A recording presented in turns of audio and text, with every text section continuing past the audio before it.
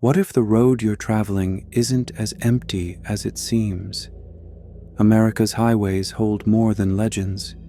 These are places where real, documented horrors unfold. Every story you're about to hear comes straight from police reports, news articles, and first-hand testimony. These aren't urban myths. They happened. Here on Verified Fears, we bring you true horror stories that have been researched, verified, and documented. I'm your host, and tonight, we're riding along with America's truckers into their most unsettling encounters. Over 3.5 million drivers cross these highways every night, and some witness things the rest of us can't explain. Tonight, you'll hear 10 chilling accounts from truckers who faced the unexplainable and survived. As we begin, keep in mind that not every shadow on the highway is just a trick of the light. Sometimes, something follows you through the storm. Wyoming's Interstate 80 is known for its long, empty stretches, but for Danny Rodriguez, a veteran trucker, one February night in 2019 would redefine the meaning of isolation. The snow came down in sheets, obscuring the world beyond his headlights. Danny was used to rough weather and endless miles, but this night carried an unfamiliar heaviness, as if the road itself was waiting for something. As he pressed on through the storm, Danny caught sight of headlights in his mirrors. One set, then two more. 3 trucks, older models from decades past, fell into step behind him, moving with uncanny precision. They matched his every move, closing in whenever he sped up or slowed down. Their formation was flawless, but there was something wrong. Their running lights were off, and their engines made no sound. Even the CB radio, normally alive with chatter, offered only static and the occasional fragment of a whisper. Danny tried to reach out on the radio, hoping for a human voice, but no one answered. The only thing he heard was a broken, distorted phrase: eastbound, never west. It was enough to send a chill through him, but he kept driving, hoping the convoy would eventually break away. Instead, the truck stayed with him, their presence pressing in on him like the weight of the storm outside. When a rest area appeared at mile marker 250, Danny decided to pull in, desperate for a break and maybe a witness to what he was experiencing. The 3 trucks followed, rolling to a stop at the far end of the lot, engines idling, headlights burning through the snow. The rest area was deserted, the building dark, a handwritten sign taped to the door: closed until further notice. The silence was absolute, broken only by the low rumble of his own engine and the distant hiss of static from the radio. Back on the road, Danny's truck began to sputter, his temperature gauge spiking, the engine threatening to quit. He pulled onto the shoulder, watching as the phantom trucks glided past. For the first time, he got a clear look at the cabs. They were empty. No drivers, no movement inside. The name Westbound Freight Company was painted across the trailers. Danny remembered old stories from other truckers. Westbound Freight had gone out of business after 3 drivers vanished during a blizzard in 1987. Their trucks discovered with engines running and cabs frozen solid. As Danny sat stranded, the CB radio came alive again. This time, the voices discussed road conditions and truck stops that no longer existed, places demolished years ago. One voice, cold and close, said, "He'll be joining us soon enough anyway." Then, as if summoned, the 3 trucks reappeared, reversing down the highway at impossible speed before stopping behind his trailer. "Engine trouble, friend. We can give you a ride," came the offer, flat and inhuman. A Wyoming State Trooper's arrival broke the spell. The phantom trucks vanished, leaving only tire tracks in fresh snow. The trooper told Danny he wasn't the first to report seeing westbound freight trucks during winter storms. Over the years, 17 similar encounters had been logged, with a few drivers never found.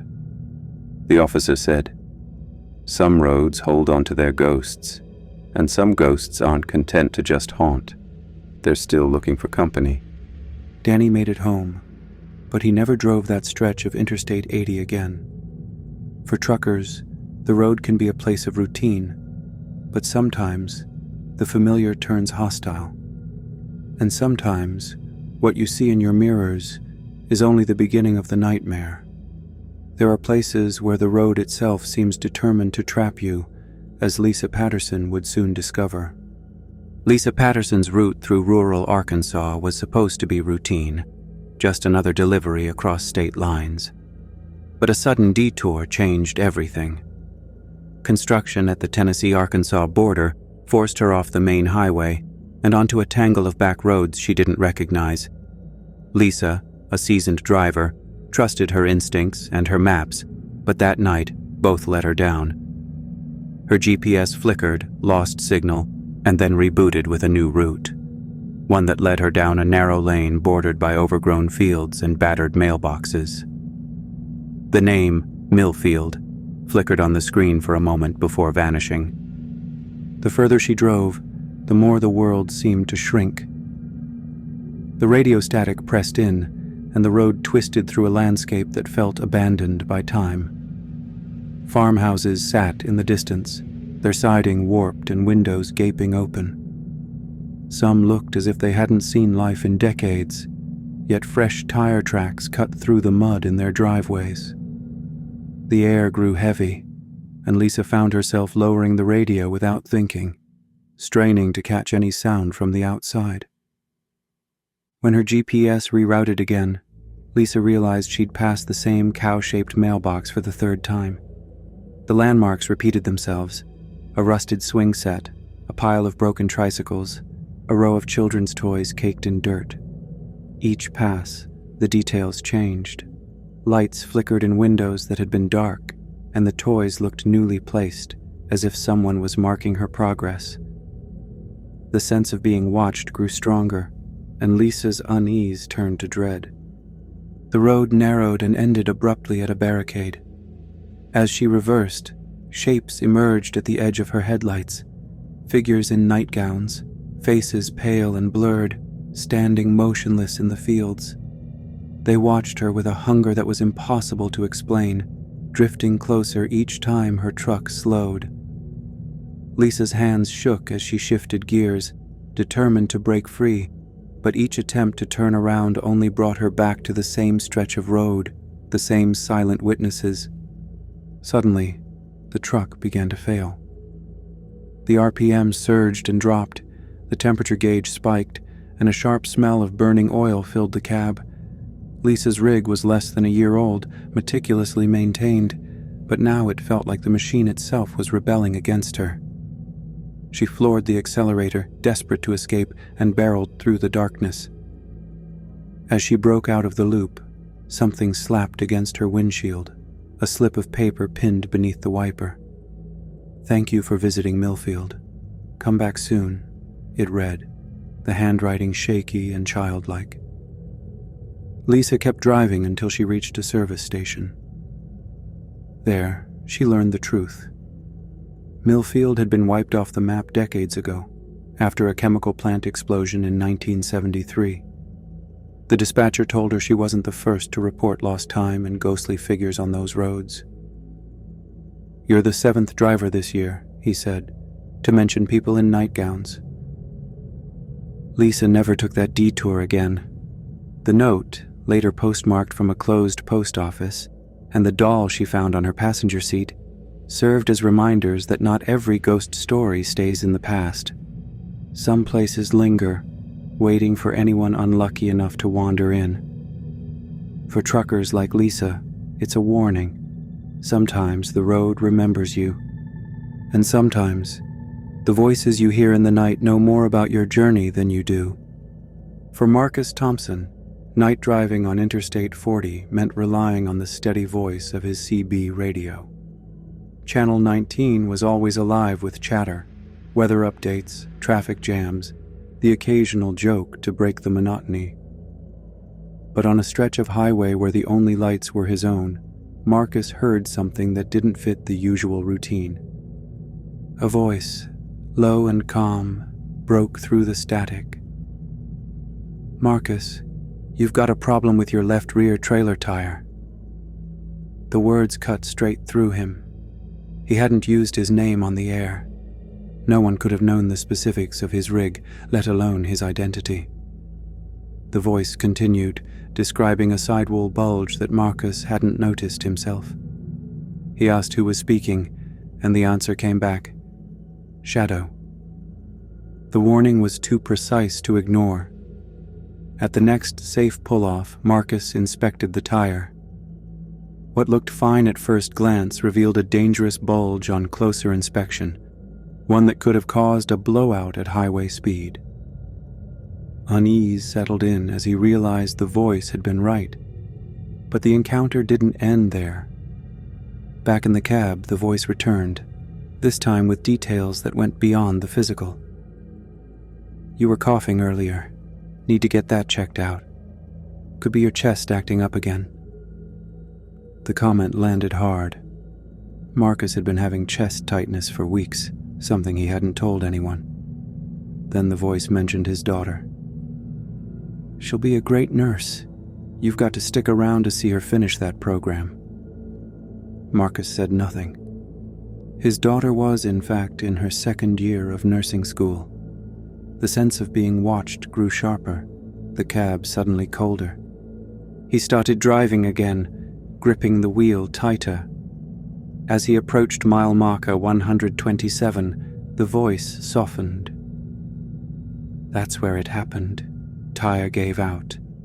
Didn't have a way to stop it before I hit the median." Marcus glanced at the roadside cross, something he'd always passed without a second thought.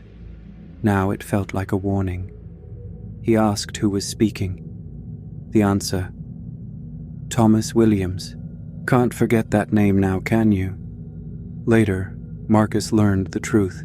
Thomas Williams had died 6 years earlier. His rig flipped at that very spot after a tire blowout. Among truckers, Williams was known as the Night Rider, a ghostly figure on Channel 19 who watched over his own. The white cross at mile marker 127, surrounded by faded flowers, marked the place where Williams' journey ended and his legend began. Since then, truckers have reported hearing the Night Rider's voice, always on Channel 19, always with warnings that save lives. The details are never wrong. Some drivers say he's a guardian, a spirit who refuses to let others share his fate. Stories circulate about the voice's yearly return, each time preventing accidents that might have mirrored his own. The stretch of highway near mile marker 127 is now called Night Rider's Beat, and many drivers make a point to thank the unseen watchman as they pass. In a world where every mile can bring the unexpected, some dangers are easier to believe than others. But for those who've heard the Night Rider, the line between legend and reality is razor thin. Not every warning comes from the living, and not every threat on the highway looks like trouble at first glance. Angela Rivera had always followed one rule: never pick up hitchhikers. Years on the road had taught her that even the most desperate faces could hide danger.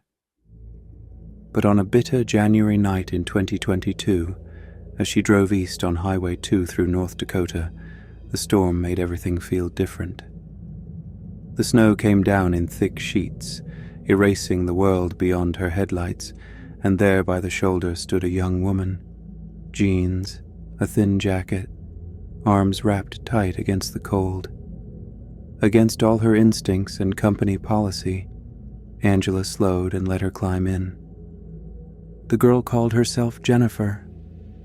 She shivered in the passenger seat, her voice thin and halting, as if she hadn't spoken to anyone in days. Angela turned the heat up, but Jennifer couldn't seem to get warm. When Angela asked where she was headed, the answers were vague. A town up the road, family she couldn't quite name, memories that slipped away as soon as she tried to grasp them. Something about her didn't add up, but the storm outside pressed in, making it hard to think of anything but the road ahead. As Angela pushed through the whiteout, she kept one eye on her mirrors. A pair of headlights appeared behind them, always at the same distance, no matter how she adjusted her speed. They never passed, never fell back, just hovered in the storm, an uneasy presence. Jennifer grew more anxious, glancing over her shoulder and whispering, "Don't stop. They're waiting for us."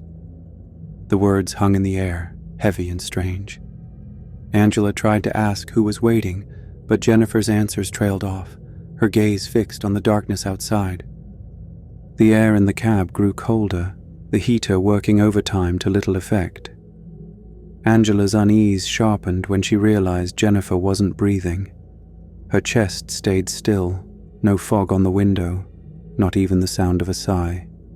The realization hit hard. Before Angela could react, Jennifer turned to face her. Her eyes were completely black, her voice steady and calm. "You know what I am, don't you?" she said.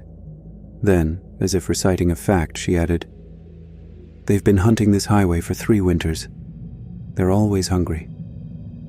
The headlights behind them inched closer, and Angela's grip on the wheel tightened. She spotted the glow of a truck stop up ahead, a sliver of safety in the storm. Making a split-second decision, she steered toward the lights. Jennifer's reaction was instant, a shriek that shattered both side windows, a sound that felt too big for the small cab. By the time Angela rolled into the lot, Jennifer was gone, vanished as suddenly as she'd appeared. The cab warmed, the smell of frost and something sweet faded, and Angela was left alone, shaken but alive. Later, police found a car in a ditch near where Angela had stopped. A vehicle buried under months of snow, registered to Jennifer Walsh, a student missing since a blizzard the winter before. Angela was the 4th trucker in 2 years to report picking up a hitchhiker matching Jennifer's description during a storm on Highway 2. Each story ended the same way, with the hitchhiker vanishing and the driver left with questions that had no easy answers. Highway 2 has gained a reputation among truckers for disappearances and strange encounters, especially in winter. Some say there's something out there using the storm as cover, luring drivers off the main road. Angela's story is a warning. Not every desperate face on the roadside is what it seems, and not every passenger is looking for rescue. The road can test your judgment in ways you never expect. But sometimes it's not the people outside your truck you have to worry about. Sometimes it's what you're asked to carry that holds the real danger.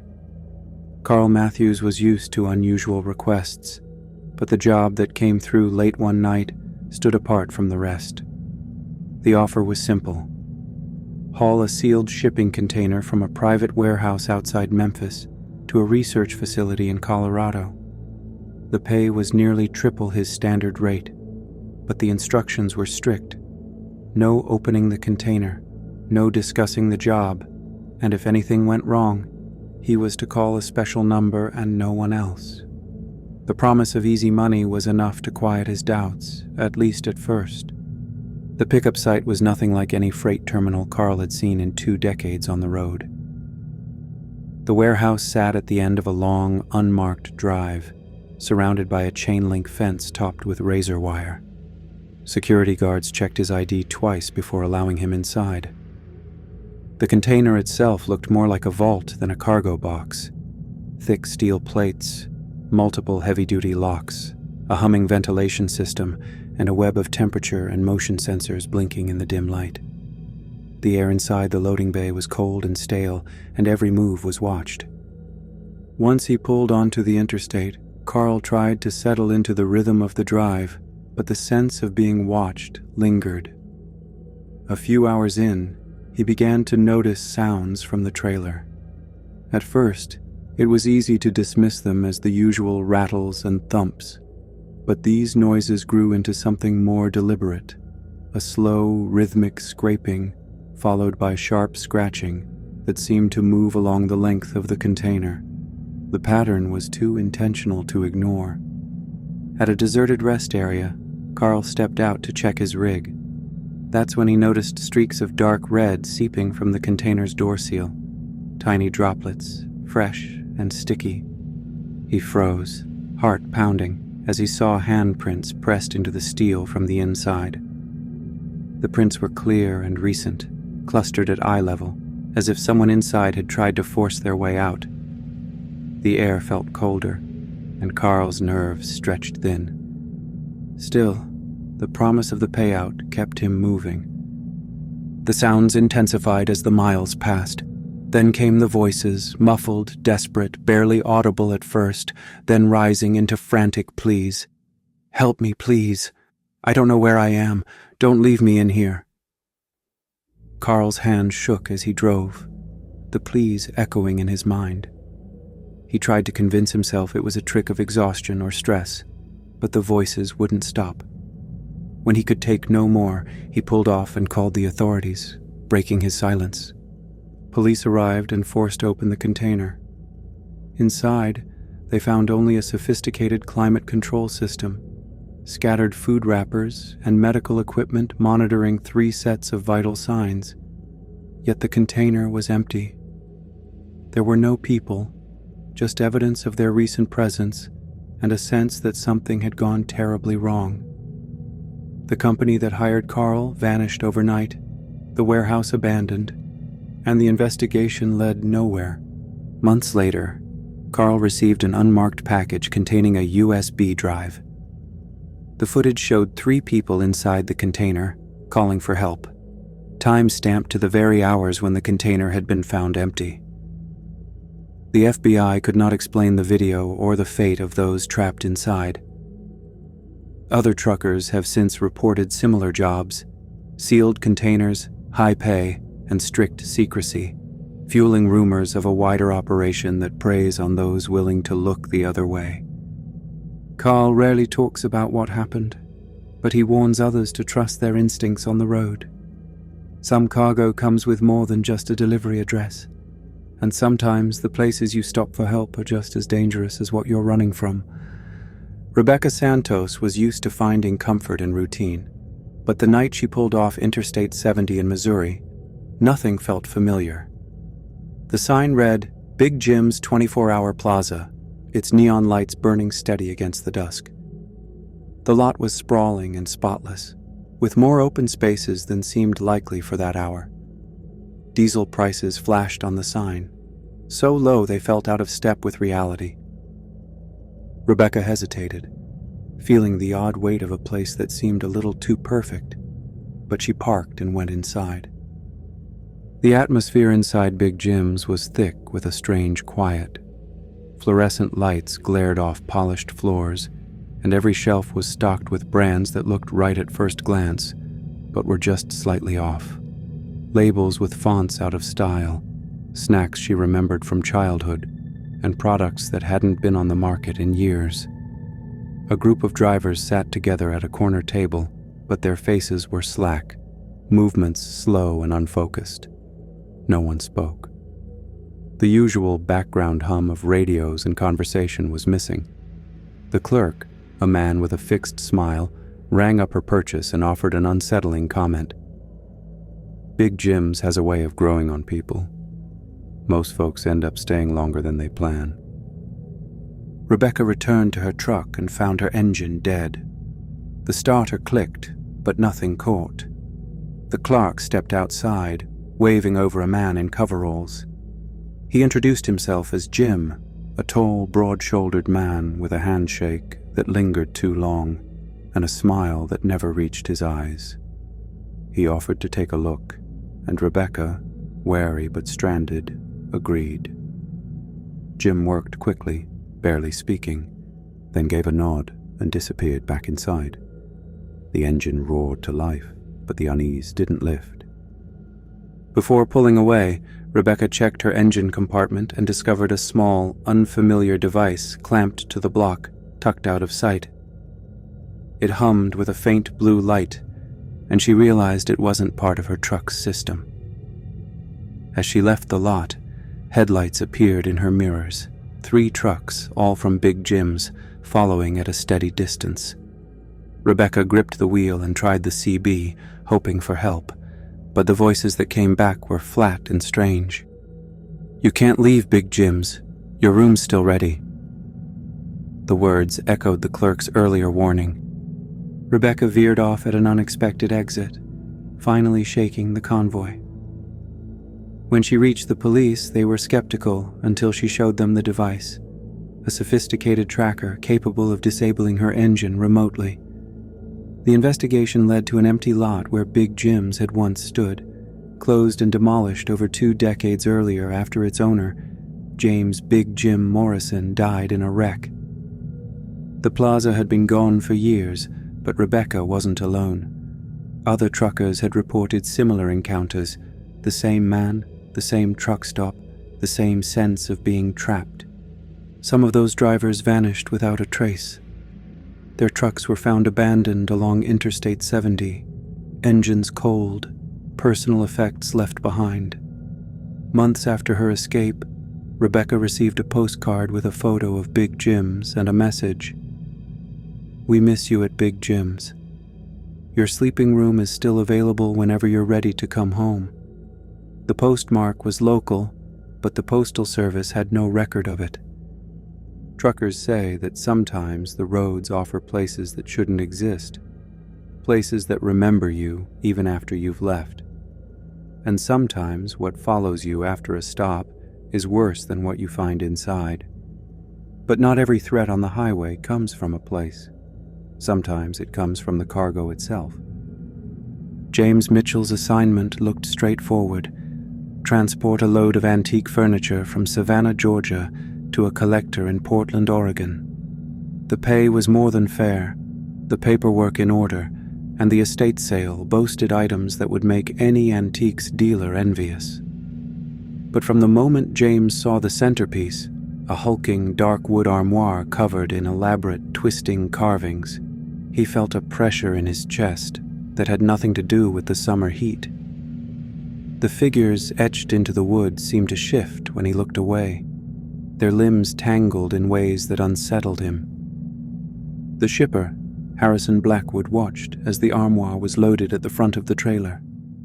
Blackwood's pale, tired face and hushed warning stuck with James.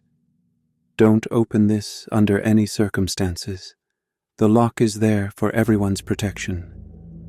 The man's hands trembled as he secured the heavy lock. James signed the receipt, uneasy but determined to finish the job. The first night on the highway, James noticed a pattern in the sounds from the trailer. At first, it was the ordinary creak of wood and metal settling, but soon it became something else.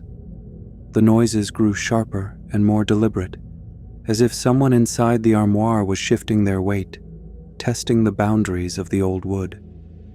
When James stopped at a rest area to check the cargo, he found the lock hanging open, though he remembered fastening it himself. The carved figures on the armoire's doors seemed to have changed. What looked like vines before now resembled outstretched arms, fingers pressed against the grain. By the next day, the unease turned to dread. Muffled voices drifted from the trailer, at first faint, then unmistakably human. James heard fragments of conversation, pleas for help, and a woman's scream that forced him to pull over. The voices began to mention his name, his wife, and details about his life that no stranger should know. "She's waiting for you," one voice whispered. "But we're waiting too."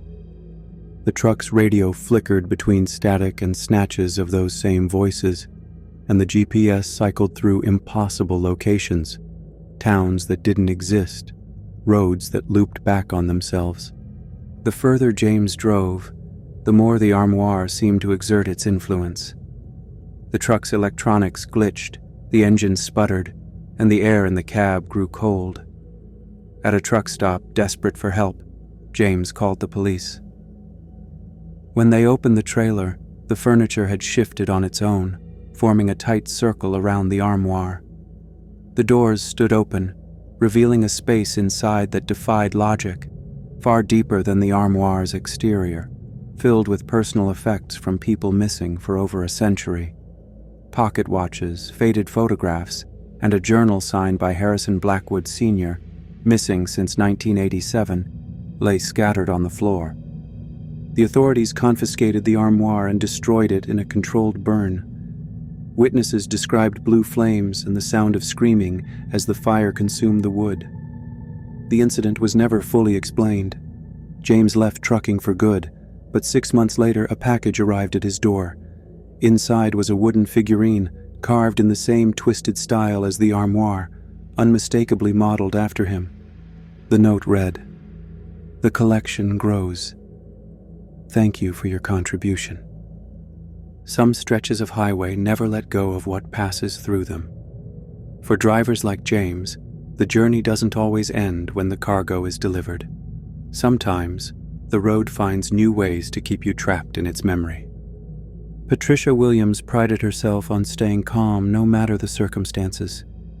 Years behind the wheel had taught her how to handle everything from mechanical breakdowns to sudden storms. But nothing in her long career prepared her for the night she became caught in a loop of time itself on Interstate 70 near Effingham, Illinois. The job was supposed to be simple: haul a load of medical equipment from Indianapolis to Denver, stick to the schedule, and make the usual stops. But as Patricia passed mile marker 159, she felt something off. The landscape outside her window looked frozen: rows of cornfields, a red barn with a missing board, and a dead tree warped into a claw. She saw the same scene again 15 minutes later. At first, she thought she'd lost track, but the third time she passed the same marker, dread set in. She wasn't backtracking. She was stuck, repeating the same stretch of highway over and over. Her CB radio, usually a lifeline, was reduced to static with the occasional, almost inaudible voice. The only thing that broke the monotony was the cargo in her trailer. The medical equipment began to emit a faint blue glow and a low hum that seemed to pulse with the engine. The light bled out from the edges of the container, casting strange shadows that didn't match the movement of her truck. The shadows moved with a rhythm of their own, out of sync with the road. One night, the static on her radio cleared just enough for a voice to come through. "Name's Bobby," it said, thin and weary. "You're not the first. I've been here for years, I think. Same road, same loop. Whatever you're hauling, it's not what they told you." Bobby explained that the loop wasn't an accident. The cargo was experimental, and the company that hired her had set a trap. "The longer you stay, the harder it is to get out. They want you to become part of the system." Patricia's truck began to glitch. Gauges flickered, the dash clock spun, and the humming from the trailer grew so loud she could feel it in her bones. Bobby's voice urged her to check her engine for anything out of place. On her next pass, Patricia stopped and found a sleek device wired into her electrical system, something that hadn't been there before. She pulled it free. The moment she did, the loop broke. The scenery shifted. The dead tree faded behind her, and for the first time in days, she passed a new mile marker. Afterward, Patricia's sense of time never returned to normal. She recalled every detail of the loop with unnatural clarity. The FBI investigation revealed her cargo wasn't medical equipment, but advanced technology meant to manipulate time, and she'd been an unwitting test subject. Patricia's truck showed signs of rapid aging, the metal and electronics worn as if years had passed, while she herself was unchanged. She still hears faint calls for help on her CB, other truckers trapped in similar loops, warning her about new companies and cargoes. The authorities have logged dozens of reports, but the companies behind these shipments always disappear. Patricia's experience left her changed, able to sense when something isn't right with time itself, and she knows she isn't the only one being targeted. Some drivers discover too late that the things they trust most, their memory, their route, even their own mind, can be taken from them without warning. Kevin Martinez's reputation was built on his sharp memory. He knew every route, every shortcut, and every safe place to stop. but after accepting a lucrative contract to deliver sealed biological samples to a research facility deep in Montana, his certainty began to erode. It started with small lapses, forgetting the turnoff for a familiar truck stop, missing a highway exit he'd driven 100 times before. At first, he blamed fatigue, the kind that settles in after too many nights alone with only the radio for company. But the gaps widened. He'd find himself parked at rest areas with no memory of how he'd gotten there. His logbook, always precise, filled with entries in his own handwriting about deliveries he couldn't recall, stops in towns he'd never visited. The sense of unease grew as Kevin realized these weren't ordinary memory slips. The logbook was littered with unfamiliar details, strange delivery times, routes that made no sense, even notes about conversations with people whose names meant nothing to him. He tried to piece together his journey, but the harder he worked, the more details slipped away. Paranoia crept in, a cold certainty that something was being taken from him, not just forgotten. When he reached the gates of the Montana facility, the place felt wrong. The buildings were too clean, the silence too deep.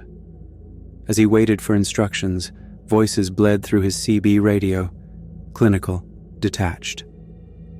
Subject 47 is showing accelerated memory loss, one voice said. Extraction is nearly complete, another replied. Kevin's heart pounded as he realized they were talking about him.